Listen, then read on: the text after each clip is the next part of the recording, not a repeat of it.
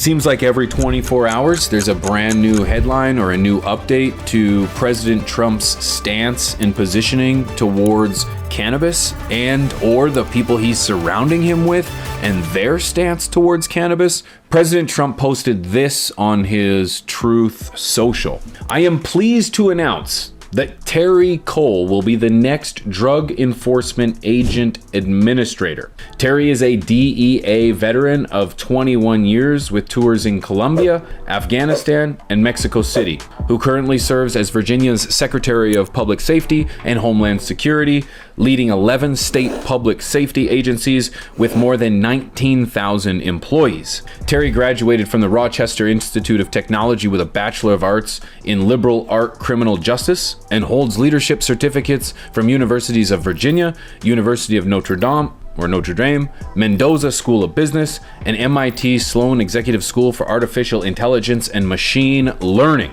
Together, we will save lives and make America safe again. Congratulations, Terry. Now that might sound fantastic. However, if you do even the slightest bit of homework in regards to this Terry individual, it seems as if he's probably not the best pick for weed. He's been on the record stating a number of anti-cannabis rhetoric, a lot of which that is not proven, and this is not good in regards to the movement and perpetuation of legal cannabis in America. Cole also previously shared a post from the DEA website discussing the dangers of modern high-potency cannabis. The article claimed that high THC products are causing a slew of problems, including mental health conditions like schizophrenia and psychosis. The post also said cannabis sometimes contains lead and mercury, may cause stunted brain growth, and even claimed it can alter the DNA of men's sperm linked to autism. No concrete evidence for these claims was cited. So I decided to do a little diving. And it turns out that, well, it's a story that he is in reference to, and it's just a heavily biased article in regards to not just weed, 4 times more dangerous in 3 decades. And essentially it says it's just weed. Spend enough time at parties or clubs, you will probably hear this phrase used in instances of peer pressure to use marijuana. But what this reassurance does not convey is that cannabis is 4 times as potent today as it was just 3 decades ago. Haven't you heard that before? The amount of THC in cannabis seized by the DEA has spiked from 3.4% in 1993 to 15.34% in 2021. So needless to say, entirely biased article. He also, on his LinkedIn, and check this out, on his LinkedIn page, look at this guy's goofy smile. Check this out. Look at that smile. Look at this. Surprise visit to Virginia Cannabis Control Authority to say hello to our amazing employees. Commonwealth of Virginia. Everybody knows my stance on marijuana after 30 years in law enforcement, so don't even ask. Hashtag just say no, which is tied to Nancy Reagan. Hashtag disorders. Hashtag not legal for distribution. Hashtag health issues. Hashtag thin blue line. Hashtag back the blue. This does not look good. As we know, the last administration recommended the rescheduling of cannabis from a Schedule 1 to a Schedule 3, and it hasn't been done yet because A, there was some backlogs, B, there was a change in administration, and now that we have a new administration, will that rescheduling even happen? Who knows? However, I have to admit, I'm a little cynical when it comes to the advancement over the next 4 years of this plant. If you guys are no stranger here, I have constantly said cannabis is used as a ruse by politicians during a campaign to garner votes. Time and time again, once those politicians get elected, cannabis gets thrown to the sidelines. Obviously, because it shouldn't be a federal issue. And then we end up getting no progress. This is very discouraging when I thought maybe based on the president's previous remarks in backing Florida and home grow and his remarks about supporting some form of legalization. He's on the record. Unfortunately, this is counter to that. What do you think? Am I reading too much into this? Are you familiar with Terry Cole? You think, nah, he's just all talk, he won't actually do anything? Or do you think, no, we're gonna have legal weed? We're gonna have legal weed. It's gonna happen. It's gonna happen, pigeons. I told you it's gonna happen. And even though it looks like we're going backwards, we're moving forwards. Okay? I'm curious to hear what you guys think in regards to this entire story, because I feel like we're gonna be a little bit all over the place in regards to yay or nay on whether this is good. So I appreciate the quality conversation that's happening on right now in the chat. Thank you guys for saying no to Terry. I appreciate you guys for having a conversation. There will be a hearing for Terry Cole to become the administrator for the DEA. He'll go in front of Congress for hearings. They'll interview, grill him in regards to everything about him. And I'm assuming they will bring up rescheduling and his position on the legalization of cannabis at some point during those hearings. Can almost guarantee it.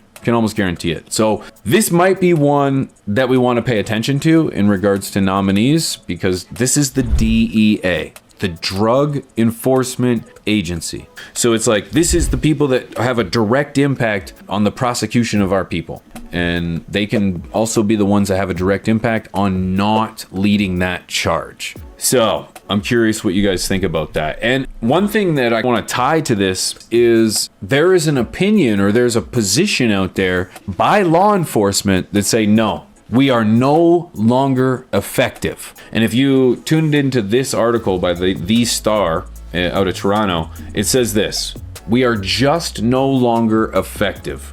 Toronto bylaw officers to stop cracking down on illegal pot shops. That's the position I like. Not a war on drugs. One that allows open and free adult to adult transactions, consensual transactions for a product that's kind of proven to not hurt anyone else other than the consumer. Did you enjoy this clip? Well, if so, I got a brand new channel with all the highlights, all the talking points, and interviews. Plus, I talk a bunch of shit and so much more. Link down below. Check it out. We're checking out Spider Farmer's newest 2024 G5000. This is a 480 watt dimmable, cost-effective, full-spectrum, high-yield commercial LED grow light, and is going to work great in a 4x4 space. Pushing 2.85 micromoles per joule, this is a fantastic grow light, even giving you smart app controls. So now, with your phone, you can set programmed schedules, adjust brightness levels, and communicate between your lights. In fact, you can even simulate sunrise and sunset from the app. The app is now usable with the upgraded SE and G series, allowing users to easily manage their lights via the app with their phone. Check out spider-farmer.com, use promo code PIGEONS420. Save a few dollars off at checkout and help support the show.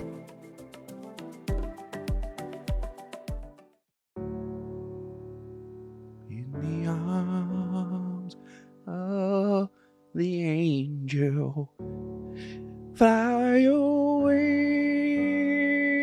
from here, from this dark, cold hotel room, and the endlessness that you fear. Hi, I'm Pigeons420. Will you be an angel for an abused plant? Every day, innocent plants are abused, beaten, and neglected, and they're calling for your help. Please visit In the arms of the angel, fly away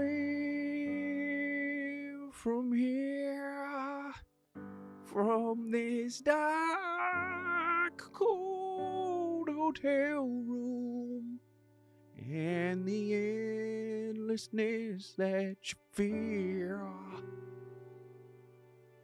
Hi, I'm Pigeons420. Will you be an angel for an abused plant?